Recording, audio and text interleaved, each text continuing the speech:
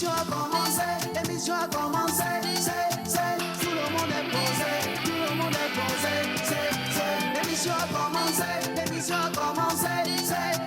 Tout le monde est posé, tout le monde est posé.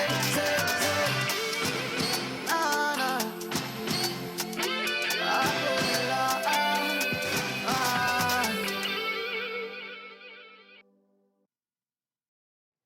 C'est un phénomène aujourd'hui reconnu sur le plan international. Beaucoup de femmes en souffrent, beaucoup d'enfants, que ce soit des garçons ou encore des femmes, mais on n'en parle pas assez parce que les victimes continuent justement d'en souffrir, leur vie en pâtisse et malheureusement, ces victimes n'ont pas le courage de dénoncer les bourreaux. Aujourd'hui, dans cette émission, nous faisons quelque chose d'assez spécial. Nous exposons aux yeux de tout le monde un cas de viol qui a duré 7 années et qui a complètement chamboulé la vie de cette jeune fille togolaise. Une histoire qui sera racontée tout à l'heure avec maman Suzanne, avec notre témoin elle-même dans l'anonymat. Et bien entendu, on espère pouvoir compter sur vous pour nous soutenir, pour la soutenir et pour l'aider à reprendre sa vie en main.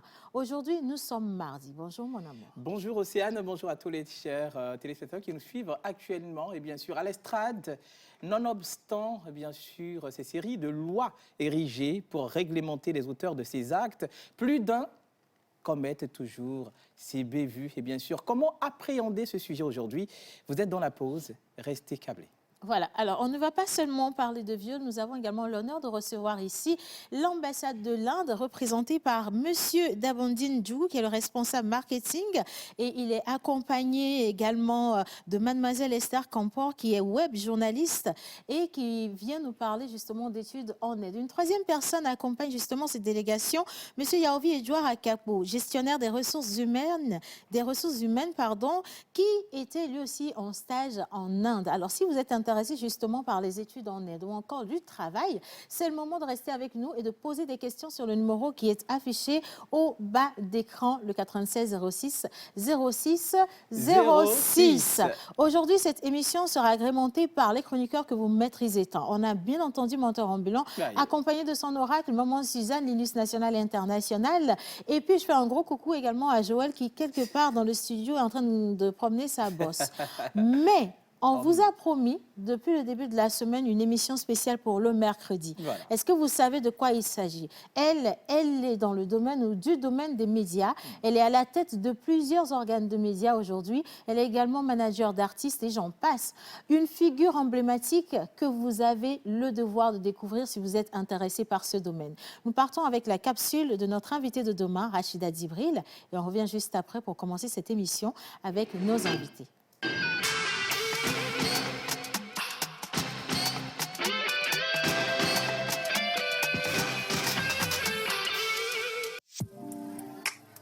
Animer, manager, diriger une entreprise et un département dans une autre n'est pas donné à toutes les femmes du haut de leur jeune âge. Rachida Djibril est sans doute la jeune femme togolaise qui, dans les médias, représente aujourd'hui l'un des visages de la réussite féminine. Les médias et le showbiz vont de pair et ce n'est pas toujours des défis agréables vu la charge de travail de chaque profil. En parlant de défis, ce n'est pas reconnaître le caractère exécrable du showbiz. Il faut pousser des griffes pour se frayer une place en tant que jeune femme. Mieux, les prédateurs sortent toujours et menacent. Alors, comment gère-t-on son quotidien dans ces domaines? Qui est Rachida Djibril, une jeune gladiateur média? Pourquoi est-elle vomie par d'autres pendant que nombre l'adulent?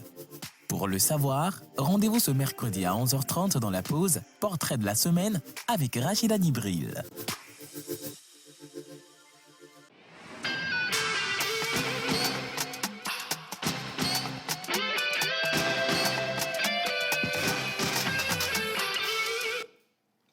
Voilà, alors aujourd'hui nous sommes mardi et nous célébrons les élus du jour. Qui est-ce qu'on a justement à la comptabilité? J'aimerais simplement inviter ici un mentor ambulant, le représentant de toutes les entités ici présentes, mais en commençant par le Saint-Esprit.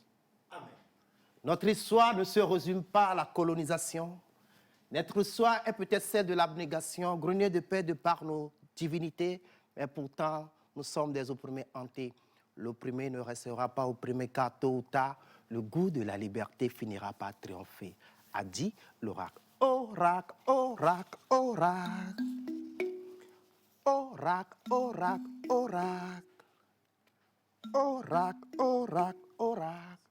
Après le jingle bizarre. Allez, on part avec le jingle bizarre et juste après les prédictions de la journée.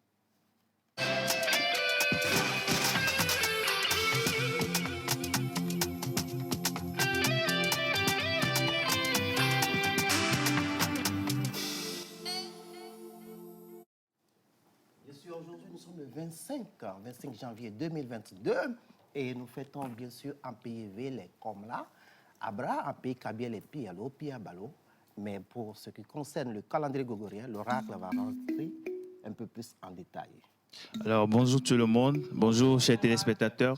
Nous allons demander à la calebasse, comme toujours.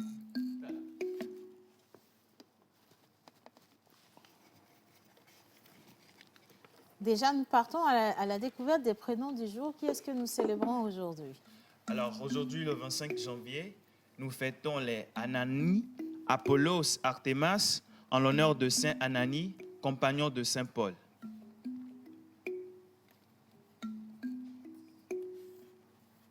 Alors, nous continuons toujours avec la calebasse. Vous avez une connexion extraordinaire avec l'air, ce qui vous fait posséder un puissant aimant pour l'argent. Calebasse. Galoto, Ouvre-toi. oui. Deuxième prédiction. La platine et l'aluminium sont vos métaux chanceux. Gâteau. La métisse et ambre sont vos pierres de naissance. Voilà. Vos numéros porte-bonheur sont le 3, le 9, le 17, le 25 et le 27. Votre jour de chance est le samedi.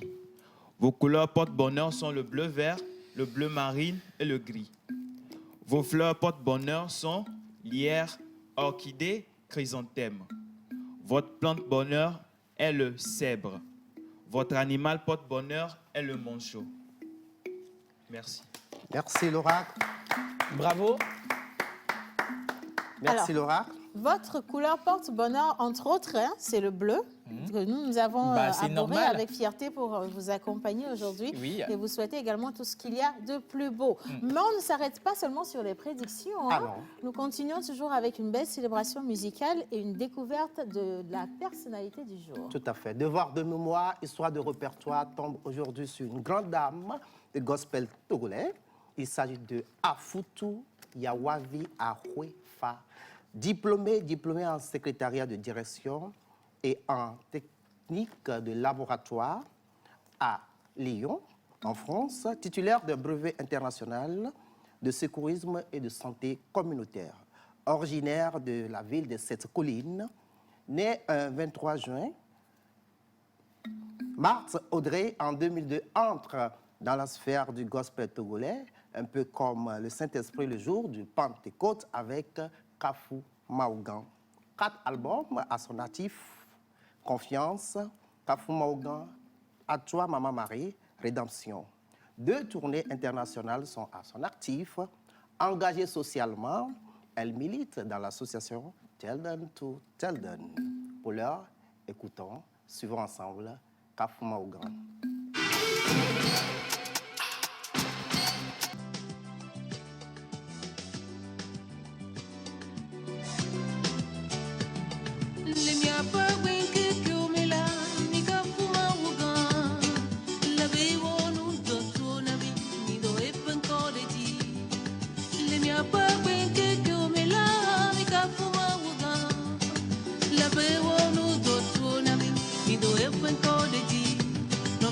Bessinele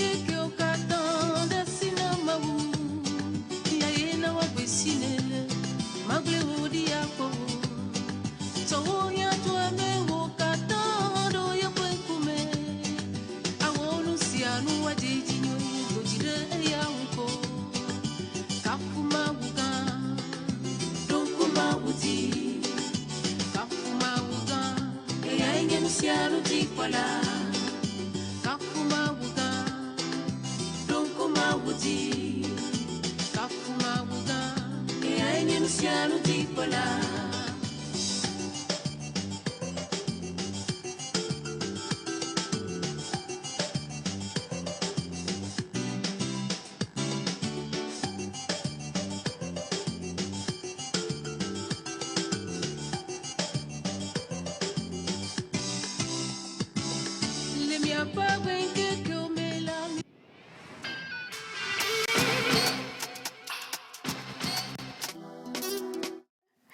Voilà, on va célébrer les anniversaires, mais déjà qu'on vous confie entre les mains du Dieu Tout-Puissant avec cette belle chanson de Exactement. cet artiste. Mais est-ce qu'on a encore de ces nouvelles? Marthe Audrey.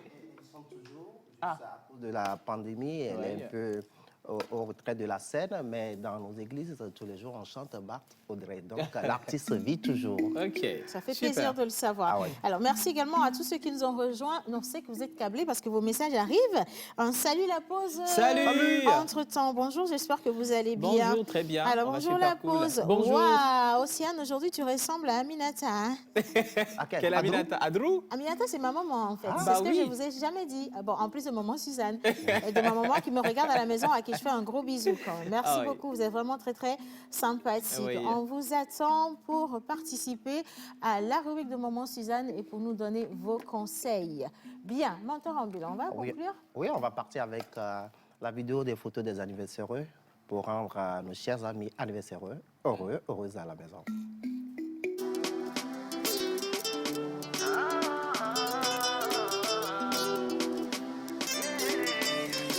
La voix d'or.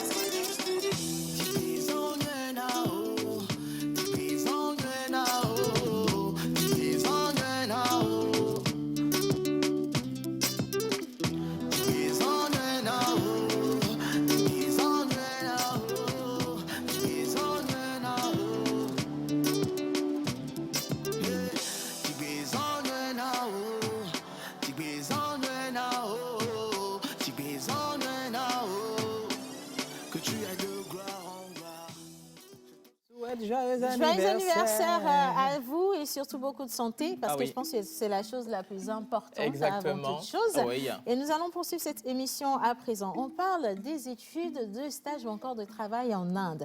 Nous avons l'honneur de recevoir aujourd'hui l'ambassade de l'Inde représentée par Monsieur Dabondine Djougou. Nous avons également Mademoiselle Esther et Monsieur Edouard avec nous. Bonjour chers invités. Bonjour. Comment vous allez? Très bien, et vous? Ben, c'est nous sommes totalement honorés de vous avoir en fait, parce que vous voyez, quand on dit que quelqu'un vient de l'Inde, c'est que la personne n'est pas venue la main vide. Justement. Alors, Mais- qu'est-ce que vous nous apportez? Merci beaucoup. Bonjour tout le monde. Bonjour. Nous allons bien et nous espérons que vous allez tous bien. Aussi. Nous Et allons que très nous- bien. Voilà. Notre charmant public, nos auditeurs vont tous bien. Oui. Nous sommes venus aujourd'hui pour vous parler un peu d'un pays aussi spécial. Un pays qui a pour mission le développement bilatéral. Un pays qui vient au Togo pour travailler avec nous pour un développement commun de nos deux pays. D'accord. Alors, justement, quand vous dites un pays et que vous redorez, voilà, redorer ainsi le blason, Justement. on est juste très curieux de savoir de quel pays il s'agit. s'agit. J'ai volé. Hein, j'ai parlé tout à l'heure de l'ambassade de l'Inde. Est-ce qu'on est toujours en Inde ou bien on est toujours dans l'Asie, mais c'est celle-là? Nous sommes quelque part en Asie, Ok. plus précisément au pays de Mahatma Gandhi, Oui. donc l'Inde. Voilà, nous sommes en Inde.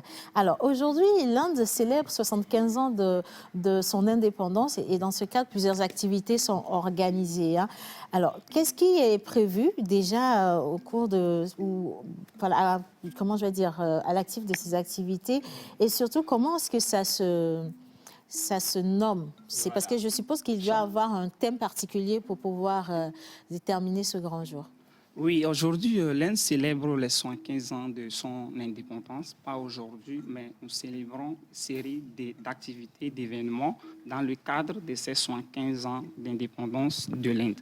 Donc, Hier, on a commencé une semaine spéciale qui va aller jusqu'au samedi prochain, Oui. où nous avons des événements qu'on organise. Mais nous sommes ici plus précisément pour parler d'un événement spécial qui se tiendra du 28 au 29 janvier, donc vendredi, samedi prochain, D'accord. dans les locaux de l'ambassade. L'événement est nommé Discover India, Ok. autrement à la découverte de l'Inde, l'Inde, ses d'accord. opportunités, sa culture qu'elle nous partage. Alors, vous avez parlé d'une série d'activités. Moi, je veux bien qu'on rentre un peu dans le fond. Ok. Il y aura, parce que parmi les séries d'activités, je veux saluer Monsieur l'ambassadeur, si vous nous regardez. I just want to greet you, Ambassador of India. C'est lui qui l'a dit. Voilà, c'est comme il a dit là, c'est exactement ça. Mais on veut savoir quelles sont les activités qui sont programmées. Est-ce qu'il y a des journées portes ouvertes à la découverte de l'Inde? Et on veut aussi parler des études en Inde. J'ai entendu quelque part qu'en Inde, faire des études, c'est une chance, c'est une grâce aussi. Du coup, je vais revenir dessus. Mais au programme, qu'est-ce qu'on a réellement? Oui, au programme de cet événement Discover India, ce sont des journées portes ouvertes que l'ambassade organise pour informer le public sur les opportunités d'études, les opportunités de bourse, les opportunités de tourisme médical. Et je profite de l'occasion pour rappeler qu'aujourd'hui, le 25 janvier 2022, est une journée nationale du tourisme en Inde. Donc, autrement, aujourd'hui, l'Inde célèbre sa journée nationale du tourisme. Et puis, les événements sont organisés du 23 au 29 janvier. Donc, nous avons déjà commencé. Nous sommes déjà en plein pied dans l'événement. Ça a commencé le dimanche passé à la plage de Ramachou où un artiste sculpteur célèbre, M. Bob Atisso, a eu à sculpter le Gateway of India, la porte de l'Inde, un monument aussi spécial pour l'Inde. Hier, nous avons eu un événement avec les différents amis de l'Inde et aujourd'hui, nous continuons avec un événement économique avec une association d'hommes d'affaires du Togo. Demain, c'est la journée de la République de l'Inde, le 26 janvier, différente de la journée de l'indépendance de l'Inde. Ils ont deux journées nationales. D'accord. Donc, le jeudi, nous avons un webinaire entre la DBS et une université en Inde, l'université d'Andhra, dans le cadre de la promotion des relations éducatives pour explorer les différentes opportunités que l'Inde offre au Togo. Et donc, le vendredi à 15h, cet événement si spécial Discover India à la découverte de l'Inde va commencer avec une inauguration à 15h et se poursuivra le samedi jusqu'à 17h. Alors, pour participer à cet événement, l'entrée est libre? Est-ce que c'est soumis à des conditions? L'entrée est exactement libre et est sur inscription sur bit.ly/Discover India. Ceci, c'est pour permettre au respect des mesures barrières liées au Covid. Comme ça, au moment de s'enregistrer, chacun choisira sa plaque horaire et on s'assurera qu'il n'y ait pas 30 personnes à l'intérieur au même moment. Pour éviter qu'il y ait un embouteillage. L'embouteillage et aussi la distanciation, que tout soit bien respecté. Absolument. Alors, la dernière question à votre endroit, quelles sont justement les opportunités éducatives que l'Inde offre au Togo? En matière de coopération bilatérale entre l'Inde et le Togo, le partenariat de développement et le partenariat de développement de capacités sont deux piliers majeurs de nos relations. Dans le cadre des partenariats de développement, l'Inde, à travers des projets de développement socio-économique, soutient le Togo dans divers domaines.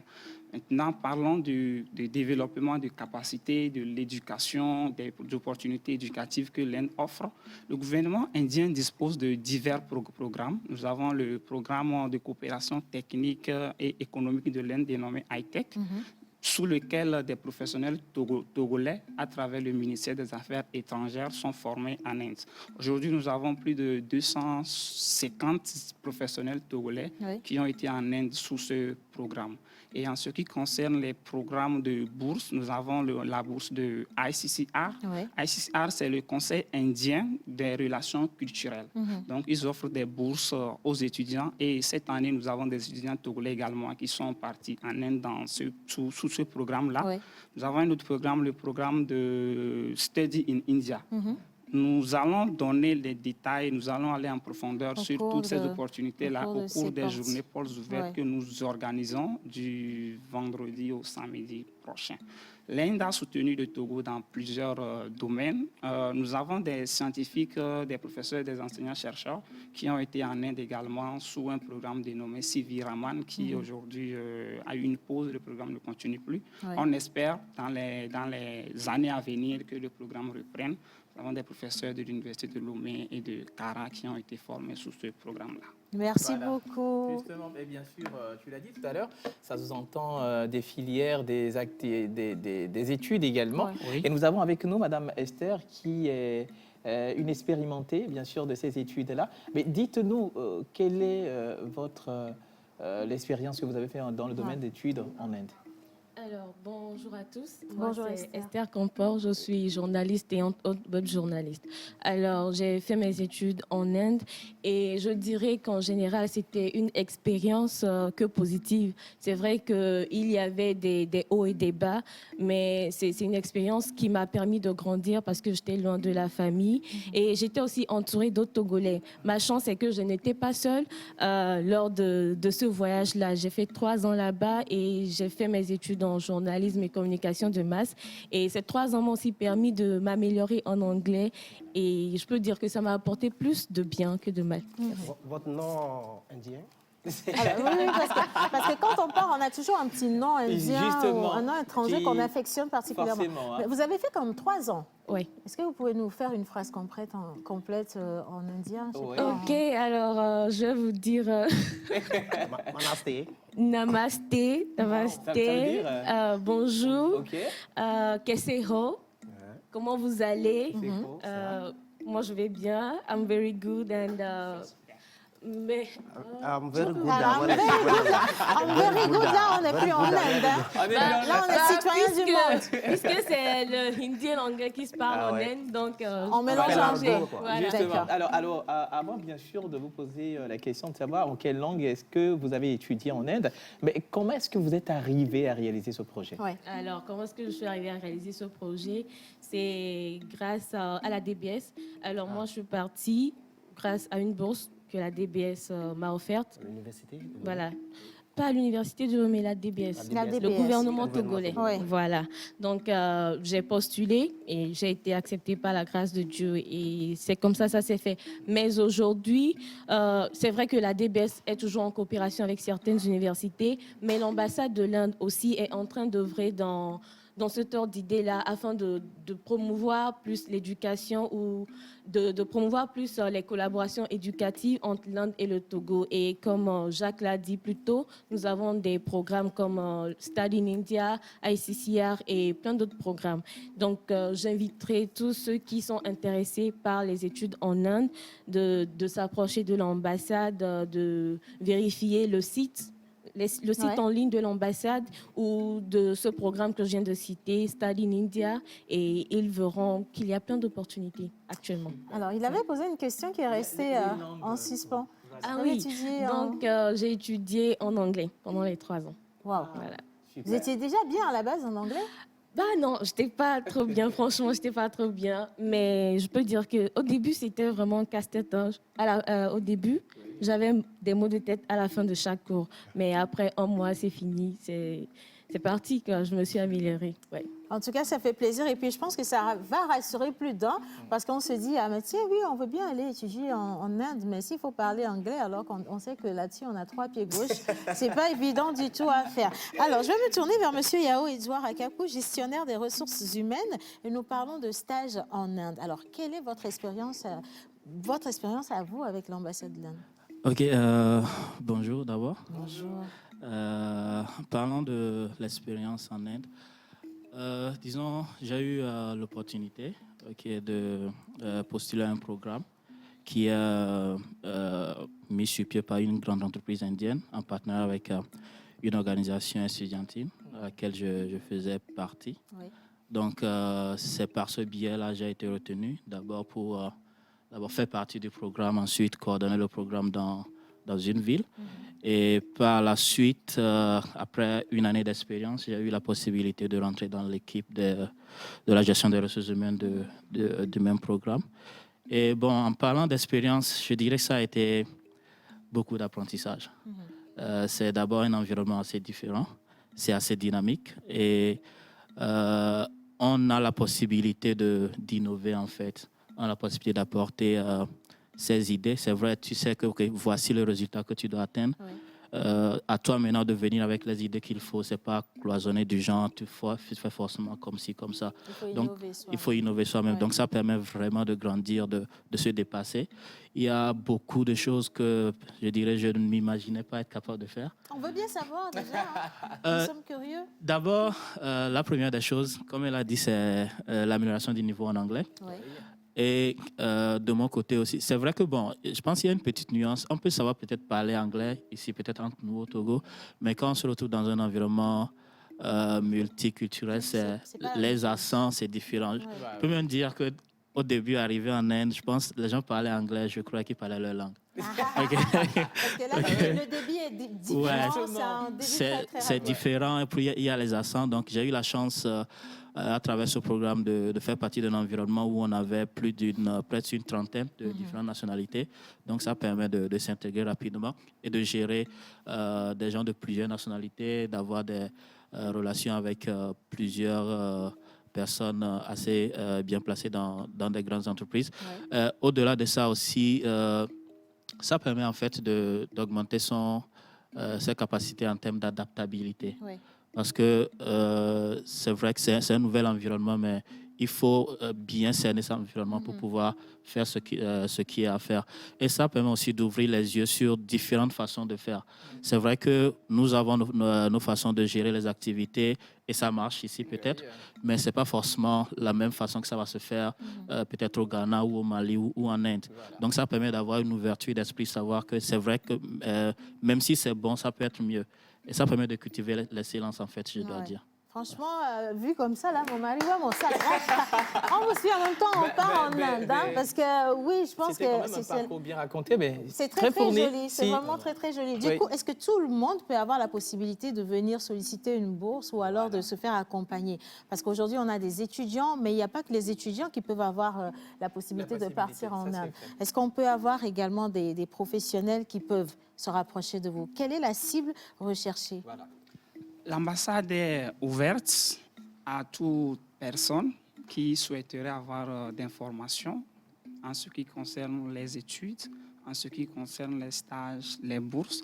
Non seulement, je dirais, au-delà pour parler d'une assistance commerciale, ça c'est aux entreprises qui souhaiteraient faire des affaires avec des entreprises indiennes. Ça c'est un autre débat, peut-être qu'on en fera une prochaine fois, si Dieu le permet. Il l'a déjà Mais permis. en ce qui concerne les études, l'ambassade est ouverte et nous invitons tout le monde à pouvoir participer à ces journées portes ouvertes et à découvrir beaucoup de choses. L'objectif de ces journées, c'est donner le maximum d'informations possibles à toute personne qui souhaite en avoir Vraiment, oui. vraiment. Ouais.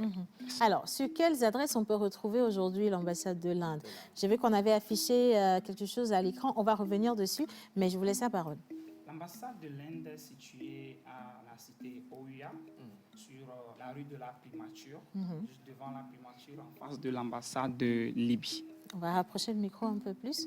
Oui. Voilà, d'accord. Et sur les réseaux sociaux, vous êtes également Sur les actif? réseaux sociaux, d'abord, le site de l'ambassade, c'est www.embassyofIndiaLomé.gov.in. Nous sommes très actifs sur les réseaux sociaux, Twitter, Facebook, YouTube et Instagram. Et merci beaucoup. Oui. Comme vous le voyez sur l'écran. N'hésitez pas à nous suivre parce que nous partageons beaucoup d'informations très importantes, capitales, sur les réseaux sociaux comme ça. Par exemple, les opportunités de bourse qui viendront, les opportunités de stage qui viendront, nous partageons tout ça sur nos réseaux sociaux pour permettre une bonne communication, Oui, pour que autour. tout le monde ait l'information. Puisque avant, il n'y avait pas encore d'ambassade au Togo et l'information n'était pas vraiment Centralisé, Peu ouais. de personnes ont d'informations sur les opportunités d'études en Inde, comme on vient de le souligner. Voilà. Alors, vous pouvez retrouver l'ambassade de l'Inde également, tout ce qu'il y a comme activité, opportunités sur les différents réseaux sociaux. Mais on vous invite quand même à vous y rendre directement pour poser les questions sur place. Et comme ça, vous avez les réponses à vos questions. Et puis, il n'y a plus de doute du tout. Je veux juste dire merci à Monsieur Dabon Djougou. Vous êtes le responsable marketing à l'ambassade de l'Inde. Vous nous avez ramené une pépite, justement, notre chère Esther Kampor, qui est web journaliste. Elle a fait ses études en Inde. Et tenez-vous bien, c'était 3 ans en anglais quand même. Bah C'était oui, pas pas évident. du tout facile. Alors qu'elle n'était pas si à l'aise en anglais que moi. Hein. I'm very à l'aise in English. You see now? Yes, voilà. Et puis, on parlait de stage, hein, opportunités professionnelles. C'est M. Yaovi Edouard qui a fait, lui, son expérience. Et au travers de tous ces dits, vous avez compris à quel point partir en Inde, pour que ce soit les études ou encore le stage, on est toujours bien pris en charge, on est accompagné, on est suivi. Et après, quand on revient, est-ce que vous avez envie de retourner vous installer là-bas? Attention à ce que vous allez dire. Hein. Bon, piège. disons que c'est déjà en cours. Non, je pense que c'est bon. Il faut qu'on freine sur le stage et puis vous revenez pour développer le pays quand même. Hein. Merci infiniment d'avoir choisi la pause. Oui. Oui, juste pour ajouter, je voudrais juste dire que Monsieur Jacques a parlé des différentes opportunités que l'ambassade a. Je pense que le principal défi, c'est peut-être le manque d'information, le fait que les gens ne savent pas. Donc j'invite tous ceux qui sont intéressés à se rendre à l'ambassade quand ils ont besoin d'informations. Voilà. Mais au-delà, c'est exactement pour ça que cet événement est organisé, Discover India, qui aura lieu le 28 et 29, la fin de la semaine. Donc, à cet événement, ils auront la possibilité d'avoir toutes les informations sur les stages, les bourses d'études, le tourisme, tout ce qu'il y a à savoir sur l'Inde. Donc, le lien d'enregistrement, bon, malheureusement, ça ne peut pas être affiché, mais je peux le dire, c'est bit.ly, bit.ly/Discover India en majuscule. Donc, vous cliquez là-dessus, vous avez la possibilité de vous inscrire, de choisir l'heure à laquelle vous allez passer. Vous allez passer et tout ça. Et aussi peut-être des contacts pour ceux qui avec plaisir, veulent avoir plus de détails sur l'événement. Vous pouvez appeler sur le 92, 97, 67, 27. Voilà. Le 92, 97, 67, 27. Merci infiniment. 10 secondes pour le mot de fin. Oui, alors j'aimerais juste renchérir ce que Edouard vient de dire. Alors, venez très très nombreux à cet événement. Ça ne sera pas, ça sera fun. On vous promet du fun aussi. Et venez pour poser les questions parce qu'il y a plein de personnes qui aimeraient avoir accès à ces opportunités mais qui ne savent pas. Et n'hésitez pas à vous approcher de l'ambassade aussi. Merci. Merci infiniment. J'espère qu'il y aura la danse indienne. Hein. Oui, et puis il y a aussi beaucoup de couleurs quand même. Il y a beaucoup de couleurs. Au-delà des études et tout ça, il y aura la danse, il y aura même la cuisine indienne. Donc vous pouvez venir déguster. Et il y a aussi un stand dédié au bien-être et le yoga. Donc venez, il y aura un peu de tout. Non, franchement, ça va là. C'est juste pour dire simplement que c'est l'Inde qui se déplace à vous. Donc il n'y a pas de raison de ne pas aller pour saisir cette opportunité. Merci infiniment à nos invités. On va poursuivre cette émission. À présent, nous marquons une petite pause avec la plage publicitaire et juste après, on retrouve Maman Suzanne, Linus national et international et également notre témoin. On vous parle de viol. Aujourd'hui, nous avons un témoin qui pourra nous raconter son histoire. Ça a été 7 longues années violé par son propre père. Qu'est-ce que vous pensez de ça? À tout à l'heure.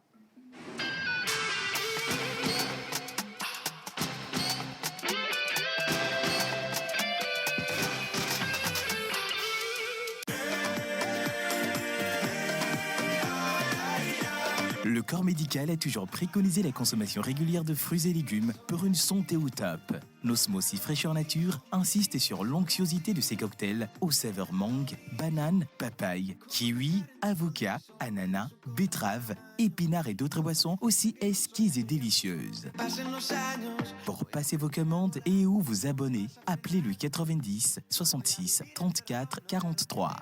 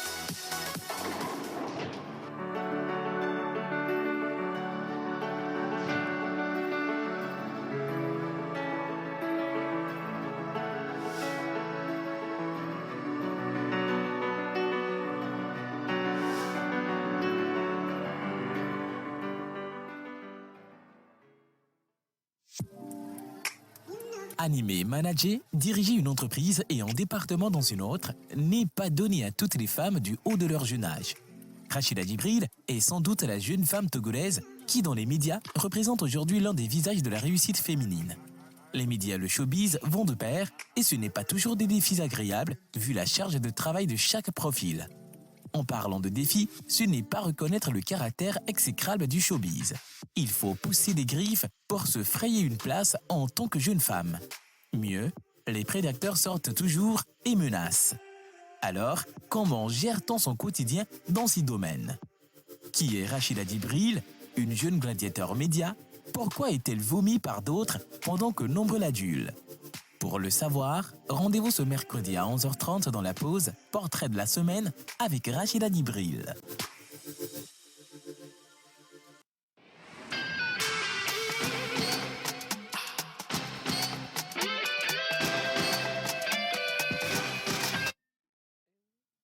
Alors, vous êtes toujours avec nous sur la télévision nationale togolaise et on vous dit merci infiniment de nous choisir. Nous avons été rejoints par un beau panier de jeunes femmes. Elles sont juste très magnifiques et extraordinaires, mais aujourd'hui, nous allons parler ou rester statués sur le sujet du viol. L'INUS nationale et internationale, elle est là. Mais je ne veux pas lui donner la parole tant que son jingle n'a pas été joué. Jingle.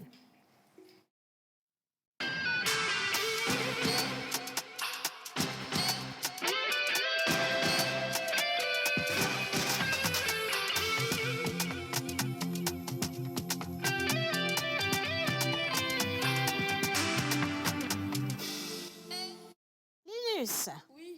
Non, mais on voulait le même sourire pour rentrer. En fait, je voulais être en communion avec le sujet qui n'est pas du tout agréable. C'est vrai que j'ai rigolé tout à l'heure dans le jingle, mais là, je pense qu'on va faire un peu plus sérieux. Très sérieux. Et on va plonger dans le sujet du jour. Bonjour maman Suzanne, bonjour tout le monde, bonjour à vous tous qui nous suivez depuis les écrans. Alors, le viol, on en parle. Défini selon le dictionnaire Robert, c'est l'acte par lequel une personne en force une autre à avoir des relations sexuelles avec elle par violence. Et parlons donc de tout ce qui est juridique. Nous allons parler du Code pénal du Togo, à son chapitre 3 et à sa section 1, attentat donc à la pudeur, donc la section 1 qui parle de l'attentat à la pudeur. On est à l'article 87 de ce Code pénal qui dit « Le viol consiste à imposer par fraude ou par violence des relations sexuelles à autrui contre son gré. Tout auteur ou complice de viol sera puni de 5 à 10 ans de réclusion. La peine pourra être portée à 20 ans si les auteurs ont imposé à la victime plusieurs relations sexuelles ou encore si les violences exercées ont occasionné soit une grossesse ou une maladie ou incapacité de travail excédant 6 semaines. Donc ça, c'est la définition du viol. Alors, on va dire déjà qu'en général, les victimes de viol sont les femmes. Ça ne veut pas non plus dire que les hommes ne sont pas victimes de viol. On va s'appesantir sur tout ce qui est violence sexuelle, donc viol par rapport aux femmes. On va dire également que si nous revenons un peu en arrière, au Moyen-Âge, là nous sommes en Occident, le viol a été considéré comme viol au Moyen-Âge. Parce que bien avant, c'était un peu des considérations qui ne mettaient pas en valeur ce phénomène. Donc c'est à partir du Moyen-Âge qu'on a réellement pu définir le viol comme étant un crime. Voilà, on commence par là. Si nous revenons en Afrique, chez nous, il y a des coutumes qui, on va dire, font la culture du viol, c'est un peu plus compliqué. Par exemple, on pourra parler de l'éducation qui ne permet pas une libération de la parole des femmes. On va également parler de la protection de l'image du couple. On va dire, mais pourquoi est-ce que je vais aller dire que mon mari m'a violée? Parce que oui, le viol existe chez les conjoints. Voilà, c'est quelque chose que les gens n'arrivent pas toujours à comprendre, à imaginer, mais oui, le viol conjugal existe. On peut également avoir des coutumes dégradantes. Je vais prendre un exemple général en Afrique, parce que tout à l'heure, je me suis renseignée chez maman Suzanne concernant le Togo. Durant mes recherches, j'ai trouvé au niveau du Rwanda, du Kenya, de l'Afrique du Sud, une coutume qui consiste aux prétendants plutôt une coutume qui consiste à laisser le prétendant aller kidnapper la jeune dame, la ramener chez lui, avoir des rapports sexuels avec elle, et ensuite repartir vers la famille en exigeant que cette dame puisse épouser le monsieur.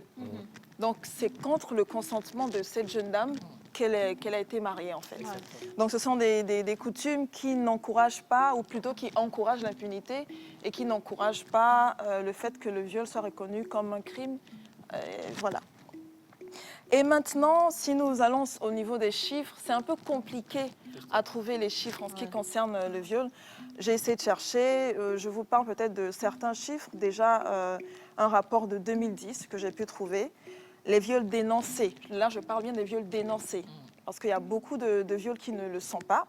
Donc on a 250 000 viols chaque année. Je parle bien des viols dénoncés. Ça, c'est vrai. Et si on dit que les viols, pour la plupart du temps, ne sont pas dénoncés, imaginez un peu le nombre de viols qu'on peut avoir par année. C'est horrible. Hein. Et si on fait un peu le rapport, on se rend compte que le viol est beaucoup plus fréquent que les homicides. Donc, on parle des homicides tous les jours, chaque jour, quand on suit les médias, on écoute la radio, la télé, on parle des homicides. Mais sachez que le viol est encore plus fréquent que les homicides. Maintenant, pour parler de toutes les actions et tout ce qui a été mis en œuvre pour aller contre le viol, on a bien sûr les législations. C'est vrai qu'il y a certains pays aujourd'hui qui ne reconnaissent pas le viol comme étant un crime. Mais quand même, pour la plupart aujourd'hui, il y a un effort qui a été fait côté législation pour reconnaître ce phénomène comme étant un crime et punir pénalement ces personnes qui s'adonnent à cette pratique dégradante. Donc, on va dire qu'il y a quand même des mouvements qui sont allés contre des associations, des ONG de femmes, qui vont contre ce phénomène-là. On peut citer pêle-mêle, déjà au Togo, le collectif Non C'est Non de Mars Faré, exactement. On a quelques mouvements également mondiaux comme MeToo. C'est un mouvement social qui encourage la prise de parole des femmes. Et on a eu un hashtag, je ne sais pas si vous vous souvenez, un hashtag de cette journaliste ivoirienne, Bintou Mariam Traoré, en 2020. Oui. La vraie femme africaine, qui a été retweetée, qui a été partagée en quelques jours, plus de 200 000 fois. C'était pas rien du tout. On a également Balance ton port et le site balancetonport.com sur lequel on peut aller librement laisser un commentaire sur une situation de viol qu'on a vécue.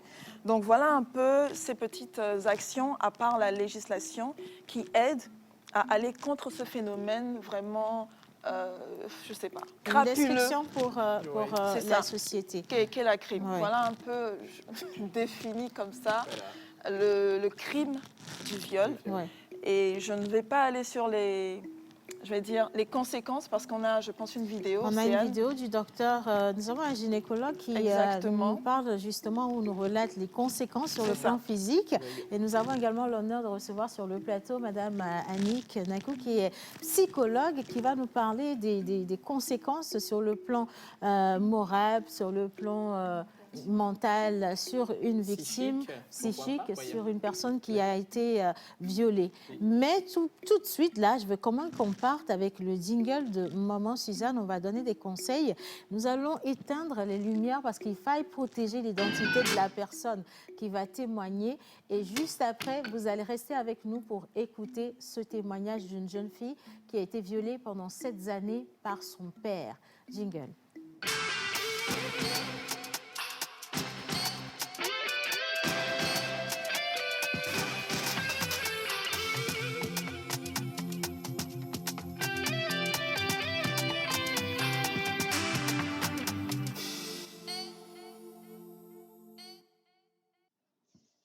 Les conséquences des violences sexuelles ou du viol chez la jeune fille sont multiples.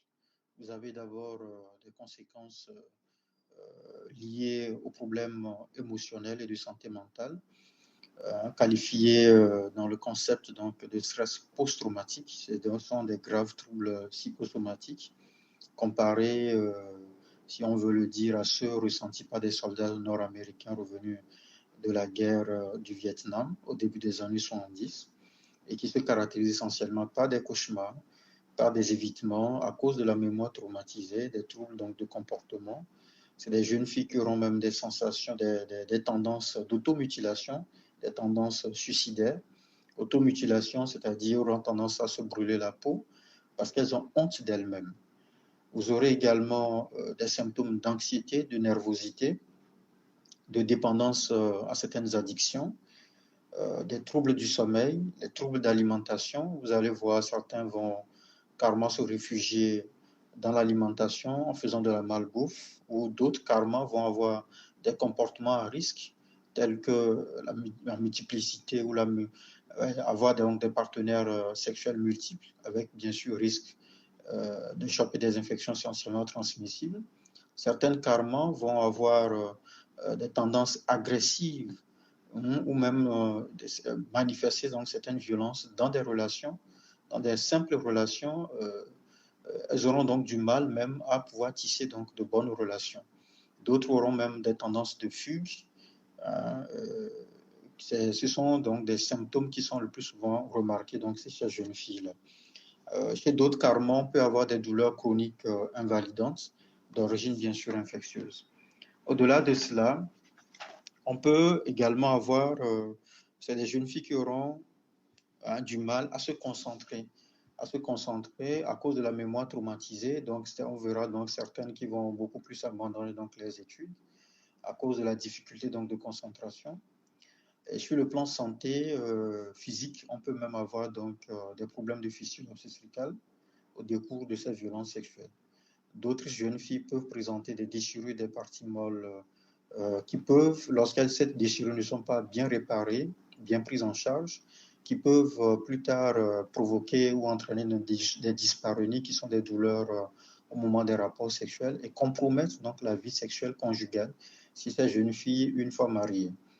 Au-delà de ça, on peut avoir également dans certaines infections génitales qui peuvent aussi compromettre l'avenir obstétrical de ces jeunes filles lorsqu'elles ne sont pas prises en charge. Je vous donne un exemple classique. Lorsque, par exemple, elles chopent une infection à chlamydier, c'est une infection qui a cette particularité d'obstruer la trompe donc, des jeunes filles. Donc, ces jeunes filles, vous comprenez aisément que à long terme, donc, va ressortir avec des complications de trompe bouchée qui risquent donc de compromettre son avenir obstétrical. Au-delà de ça, on peut avoir même des conséquences qui peuvent engager le pronostic vital chez ces jeunes filles. Lorsque, par exemple, vous avez des déchirures avec important saignement qui ne sont pas maîtrisées ou prises en charge, c'est des jeunes filles qui peuvent se vider de leur sang et perdre la vie facilement. À long terme également, donc, on peut avoir des troubles métaboliques, des troubles gastro-intestinaux, également des troubles cardiovasculaires à cause de l'anxiété permanente de la nervosité qui peut faire donc le lit donc, aux maladies cardiovasculaires. Et donc, aucune jeune fille, sinon aucun enfant ne devrait subir les conséquences de la violence sexuelle. L'impact est assez considérable sur la santé des victimes et donc particulièrement important. Et il urge, sinon je dirais indispensable, que ces victimes puissent bénéficier des soins. Voilà, il est important, selon le docteur Adodo de la clinique Shekina, que ces victimes puissent bénéficier de soins et d'un accompagnement. Maintenant, nous allons laisser notre victime se prononcer. C'est 7 années, violée par son propre géniteur. Aujourd'hui, elle a 23 ans. Et c'est une histoire qu'il est important que vous puissiez découvrir. Je veux également préciser que nous avons ici, dans l'équipe de la pause, lancé une collecte de dons pour l'accompagner parce qu'aujourd'hui, elle travaille comme domestique auprès des ménages pour pouvoir subvenir aux besoins de ses 2 sœurs qui sont à sa charge. Et à 23 ans déjà, elle a dû laisser ses études pour faire face aux vicissitudes de la vie. Bonjour madame, vous avez la parole. Bonjour. Alors, quelle est votre histoire? Mon histoire, ça fait beaucoup d'années que je voulais en parler, mais quand j'ai suivi l'émission La Pause, j'ai vu comment ça se passait en fait. Et j'ai voulu m'adresser à Tata Océane pour qu'elle puisse m'aider à en finir une fois de bon. Je suis une personne, mais non, je n'ai plus de rêve, pratiquement plus de vie. Mais j'ai l'espoir que ça ira. J'ai 23 ans ce jour. Quand j'ai eu 15 ans, je m'occupais déjà à cet âge de mon grand-père maternel je m'occupais de sa toilette et de son entretien hygiénique. J'avoue que je ne connais pas mon père, car lors de ma grossesse, ma mère s'est mariée à un autre homme. Quand je le connais enfin dans ma petite enfance, ma grand-mère voulut que j'aille vivre auprès de lui, car elle voulait mon bien. Mon père était au Bénin et s'était marié à une autre femme et avait des enfants. J'avoue que je ne l'aimais pas du tout. Je fuyais dès que je le voyais arriver au village.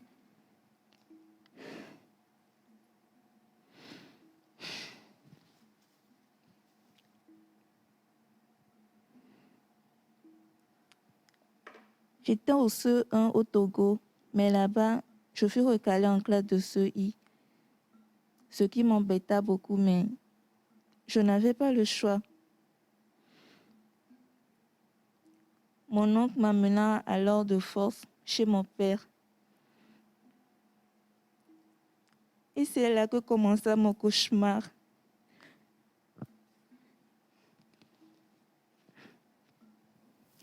J'avais entre 12 et 13 ans quand quelque chose s'est imposé à mon quotidien.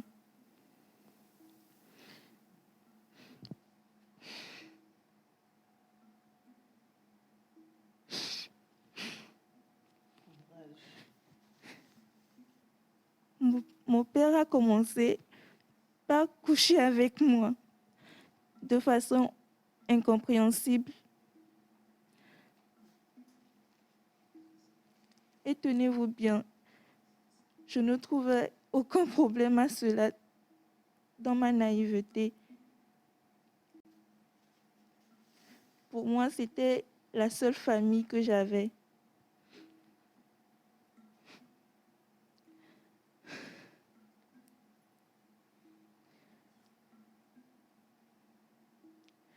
Cela continua jusqu'à la classe de... Cela continua jusqu'à ce que je n'ai mon CEPD. Il me battait lorsqu'il me voyait avec d'autres hommes ou des camarades d'école.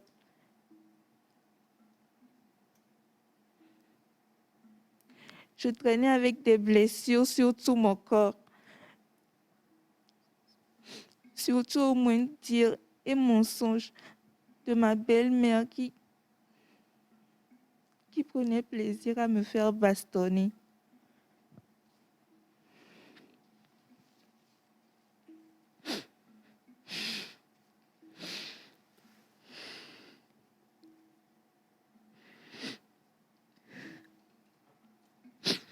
Excusez-moi, s'il vous plaît.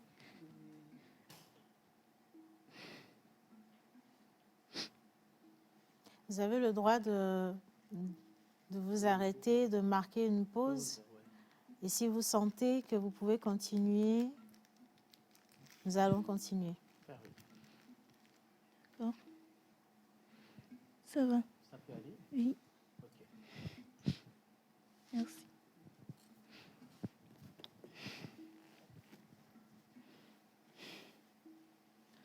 Cela continua jusqu'à ce que je n'ai mon CEPD. Au collège privé qui était catholique également, mes enseignants m'appréciaient beaucoup et m'encourageaient énormément. Ce sont eux d'ailleurs qui subvenaient à certains de mes besoins. car j'en avais beaucoup.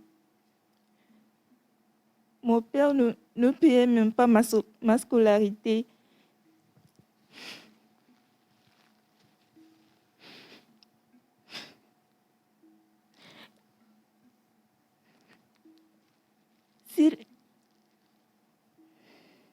S'il fallait qu'il veuille bien faire quelque chose que je lui demandais,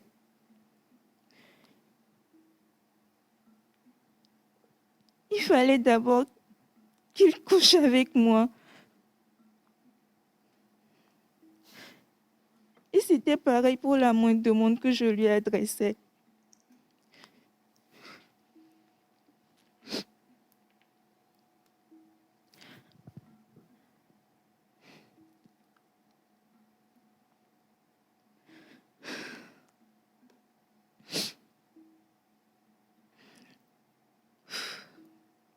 Alors, je vais vous poser quelques questions pour être sûr qu'on a vraiment suivi. D'accord? Donc, en résumé de ce que vous avez dit, les cas de viol ont duré 7 années de votre vie. C'est bien ça? Oui. D'accord. Alors, aujourd'hui, vous n'êtes plus avec votre père. Non. Est-ce que ça a été dénoncé à quelqu'un? Est-ce que vous en avez parlé autour de vous? Oui, j'ai pu parler de ça à une religieuse qui était notre censeur du collège à l'époque. Quand je le lui ai dit, elle a versé beaucoup de larmes et elle m'a demandé ce que je voulais faire. Et je lui ai dit que si elle pouvait me trouver un logement où je pourrais habiter, car je ne voulais plus rester avec mon père. Alors, elle est allée parler au fondateur, qui était un évêque en ce temps. Et ils m'ont trouvé un hébergement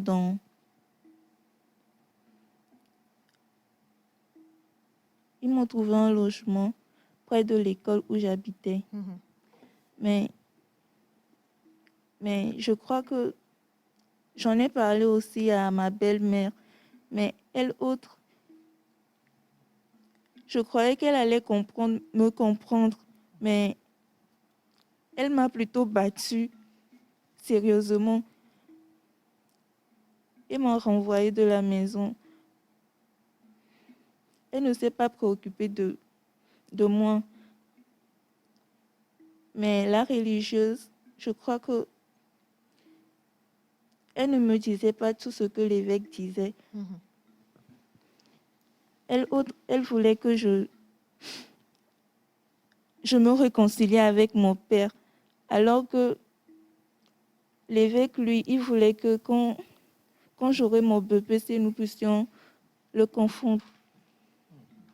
Donc, au lieu au lieu de confronter votre père, elle a préféré que vous soyez en bon terme avec lui et que rien ne lui soit dit et qu'on le laisse comme cela. Oui. D'accord. Alors, je vais poser une autre question. Où est-ce que vous êtes exactement? Est-ce que c'est le logement À cette date. Voilà. Aujourd'hui, ça fait combien d'années que vous n'êtes plus avec votre père? Oui. Ça fait plus de 7 ans. Car quand la sœur j'en avais parlé à la sœur et qu'elle m'avait trouvé un logement avec l'évêque. Après, pendant les congés, elle a voulu que j'aille chez mon père, alors que l'évêque, lui, il voulait en fait que je puisse aller dans une autre ville, dans un orphelinat. Mais moi, je n'étais pas consciente des dangers, en fait. J'étais allée et après, l'évêque a décidé de ne plus prendre en charge ma scolarité et mon hébergement. Ça l'a énervé que vous soyez reparti chez votre père. Oui. Et à quel moment vous êtes revenu à Lomé? Parce que tout ça se passe au Bénin. Oui. Okay. À quel moment vous êtes rentré à Lomé? Quand je suis rentrée à Lomé, c'était parce que au lycée, j'avais commencé à avoir des chocs mentaux. Je n'arrivais plus à mémoriser mes cours. Je n'arrivais même plus à rien garder en tête. C'était très difficile pour moi d'apprendre. Alors, mes enseignants, ils me comprenaient, mais ils m'interrogeaient. Mais je n'avais jamais eu le courage, en fait, de leur dire ce qui m'arrivait. Je fus alors tentée par la tricherie. Mais ce jour-là, ça m'a coûté cher. Car c'était même la première fois que je le faisais. Le directeur a décidé de m'exclure parce que je ne payais pas mes scolarités et en plus de la tricherie, il m'a exclu et je n'avais plus d'hébergement, plus d'école où étudier. Et vous êtes rentré à Lomé? Oui. J'aimerais poser la question, vous étiez venu chez qui à Lomé? Quand vous êtes rentré à Lomé, vous êtes allé trouver qui? Vous êtes installé. Et votre maman dans tout ça? Oui. Quand je suis rentrée à Lomé, j'étais partie chez ma mère, mais la vie n'était pas rose pour elle. Elle aussi, elle s'était mariée et elle avait 2 filles qui étaient mes sœurs, mais son foyer battait des ailes. C'était très, très difficile pour elle aussi. De s'en sortir. Oui. Et qu'est-ce que vous avez fait pour vivre depuis que vous êtes rentré à Lomé jusqu'à ce jour? Quand je suis rentrée à Lomé, j'ai voulu prendre en charge la scolarité de mes sœurs et pouvoir m'en sortir par moi-même. Donc, j'ai trouvé un travail de domestique que je faisais, mais malheureusement, j'ai commencé à avoir des problèmes de reins. Je ne comprenais pas, puisque je n'avais jamais eu de choc physique ou bien je n'avais jamais eu d'accident. Donc, j'ai commencé à acheter des médicaments non pharmaceutiques chez des bonnes dames. Mais ça ne me soulageait pas, ça. C'était... C'est encore sans aggravé effet. La situation. Alors, un pharmacien qui était un ami à moi m'a prescrit un médicament qui coûtait environ 3000 francs que je prenais quand la douleur était trop... trop forte. Oui, trop forte. Et donc aujourd'hui, vous continuez à travailler comme domestique? Oui, mais ça va. J'arrive à subvenir aux besoins de mes sœurs. La première est en terminale et la deuxième en 5e. La première est en terminale et la deuxième est en 5e. Voilà. Alors, nous allons marquer encore une pause. On part pour la plage publicitaire. Juste le temps de raccompagner notre témoin. Et je veux à présent passer la parole à maman Suzanne qui est avec nous, qui a collecté plusieurs de ces cas de viol, et également à madame Annick, qui est notre psy du jour, pour pouvoir nous dire réellement quelles sont les conséquences de ces actes sur les victimes. Plage publicitaire.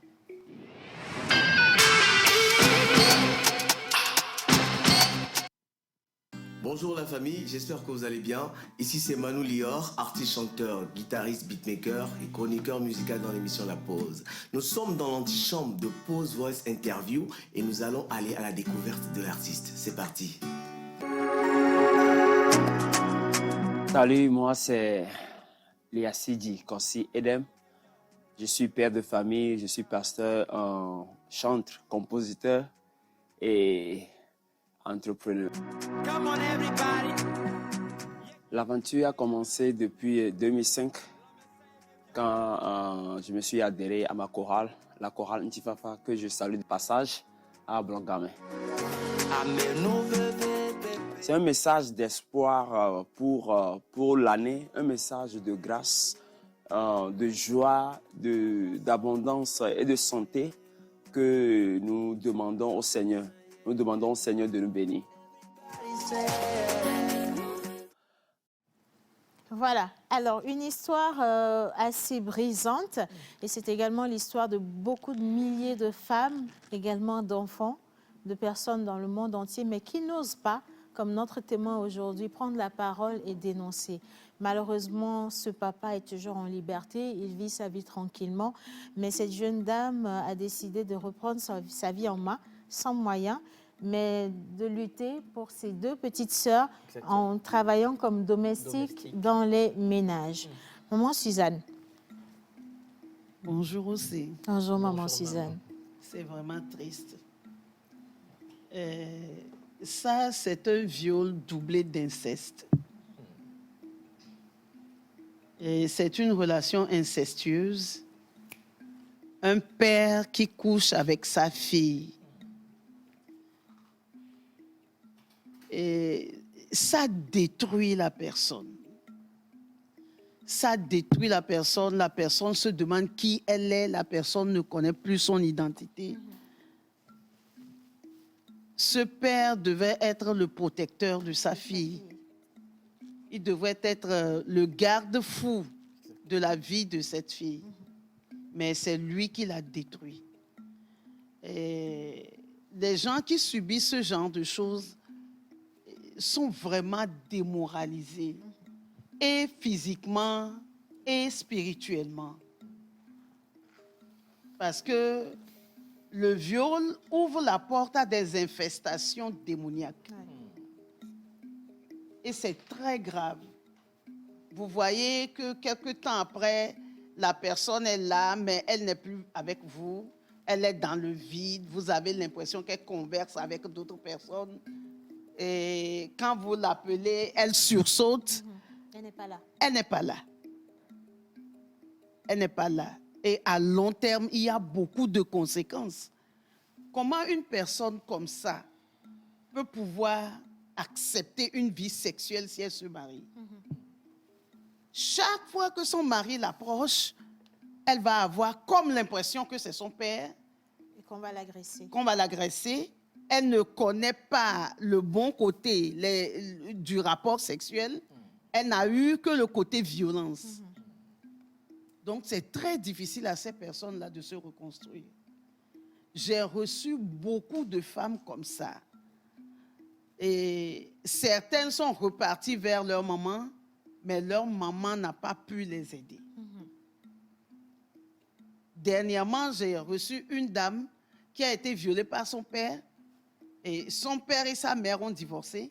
Elle est restée avec son père. Et bien qu'elle soit déjà âgée, qu'elle ait déjà des enfants, son papa la violée. Oui, son papa la violée. Et elle est retournée vers sa mère qui l'a renvoyée. Elle n'a pas pu l'aider. Il faut vraiment qu'on se réveille et qu'on puisse venir en aide à ce genre de personnes. Absolument. Ça m'a poussé à rassembler les petites filles de 5 ans jusqu'à X et à les enseigner sur le viol. Il y a de quoi parce que je commence à leur apprendre les différentes parties de leur corps. Et quand elles le disent, quand elles arrivent sur leur sexe, elles n'arrivent pas à s'exprimer. Les petites filles ne connaissent pas leur corps. Elles ne connaissent pas leur sexe. De grâce que les mamans apprennent aux petites filles qu'elles ont un sexe et qu'elles sont maîtresses de leur corps. Et que personne ne doit... Personne n'a le droit de les toucher. Et le viol, ce n'est pas seulement la pénétration. L'attouchement est un viol. Oui, l'attouchement. On utilise des images pornographiques pour agresser les petites filles. Ouais. Tout ça là doit être enseigné aux enfants pour que les enfants puissent dire non. Quand ça se présente. quand ça se présente. Et je leur apprends que lorsque quelqu'un te touche comme ça, que ce soit papa ou tonton, parce que la plupart du temps, c'est des gens de l'entourage de l'enfant qui font ça. Et que même si c'est papa, si c'est tonton, il ne faut pas lui dire « ne fais pas ça ». Mais il faut crier fort. Parce que quand tu lui dis « ne fais pas ça », il ne va pas te laisser. Mais quand il sait que des étrangers, d'autres personnes vont t'entendre, là, il va il va te foutre la paix. Maman Suzanne, je vous prends la parole quelques secondes parce que nous avons Madame Annick avec nous. Madame Annick, vous avez suivi le témoignage de notre jeune sœur. Alors, vous êtes psychologue. Dans quelle prédisposition une personne qui a subi le viol pendant toute cette période, ou même ne serait-ce qu'une seule fois, doit se mettre pour pouvoir retrouver confiance en soi et réapprendre à vivre? Parce que c'est quelque chose qui marque et avec laquelle on grandit mine de rien. Je vous remercie beaucoup pour cette opportunité. Je salue au passage le courage de cette demoiselle parce que beaucoup n'arrivent pas à en parler, ils n'arrivent pas à verbaliser, surtout quand il s'agit de petites filles, de jeunes filles ou de femmes. Elles n'ont pas le courage de s'exprimer, d'extérioriser ce qui ne va pas. Et là, je lui dis vraiment chapeau. Si elle a pu en parler et qu'on ait tout un concert de paroles, d'actions autour de cette situation, ça pourrait aider d'autres filles dans la situation. Donc, en revenant, si je dois revenir sur son cas, vous avez vu un peu la manière dont elle a parlé de son histoire. C'est juste triste. Notre maman a parlé, elle a donné ses conseils. Le papa qui est censé protéger cette fille est devenu le bourreau. Et non seulement ça, le bourreau, mais en plus, un viol. Le viol, ce n'est pas juste une effraction physique, c'est une effraction mentale également. Ça entre dans le volet psychologique parce que ce n'est pas juste une brisure d'une certaine barrière corporelle. Il y a une brisure mentale. La fille, quand elle va se trouver face à des jeunes hommes qui voudront bien faire quelque chose de sérieux avec elle, elle ne va pas pouvoir se livrer. Parce qu'il y a une peur qui est là. Il y a une anxiété permanente qui a été là. Il y a cette angoisse qui a été là. À chaque fois que quelqu'un va vouloir l'approcher, il y aura ce repli. C'est un peu comme, je vais vous donner peut-être une petite image. On est là dans le studio, voilà quelqu'un qui fracasse la porte. Qu'est-ce qu'on fait? Quelle sera notre première réaction? On panique, on va se replier sur soi ou bien on va chercher quelque chose pour lancer à la personne de se défendre. Imaginons que cette scène soit l'aspect mental. On brise, il y a des brisures, il y a des débris. Quand on casse une vitre, qu'est-ce qui se passe? Il y a des... Voilà, en 1000 morceaux.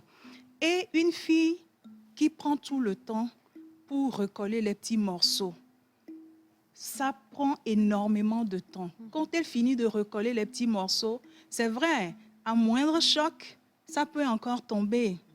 Les débris peuvent tomber. On fait comment? On fait comment? Donc là, c'est une situation assez complexe qu'il faut rapidement dénoncer.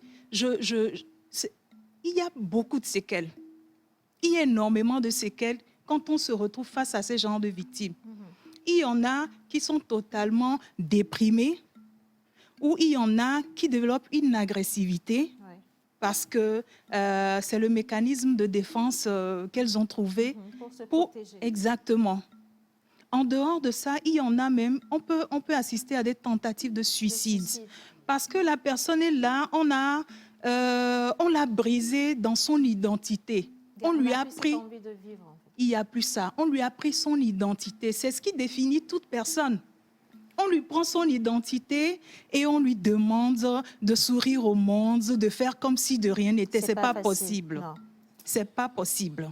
Alors, ça veut dire qu'il y a un travail monstre à faire sur une Absolument. personne, une victime de viol. Alors, je veux juste préciser que c'est la première partie, justement, de ce thème que nous avons aujourd'hui développé.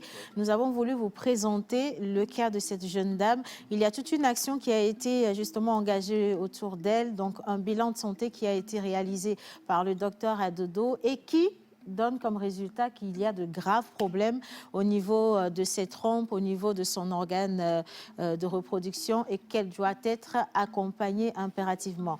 Des personnes se sont engagées également en faisant des dons financiers. D'autres personnes se sont proposées ou ont fait des promesses de dons. Et on attend, si vous avez envie, vous êtes touché par cette histoire, que vous voulez accompagner, que vous nous fassiez signe sur le numéro qui est affiché au bas d'écran. Madame Annick, nous allons revenir sur comment aider une personne à sortir de cette situation. Je vous souhaite la bienvenue dans la pause parce que vous allez nous accompagner à sortir plusieurs personnes des situations. Ce ne sera pas que le viol. Maman Suzanne, je vous dis sincèrement merci et désolée de vous avoir brisé le cœur une fois de plus. Linus, j'ai vu couler des larmes. Je suis vraiment désolée et pareil pour ceux qui nous regardent. On va se dire à demain, mais ce sera pour le mardi prochain, la deuxième partie de cette émission. Et merci à la réalisation pour le temps accordé. Merci également à notre témoin. Bisous chez vous et bonne journée.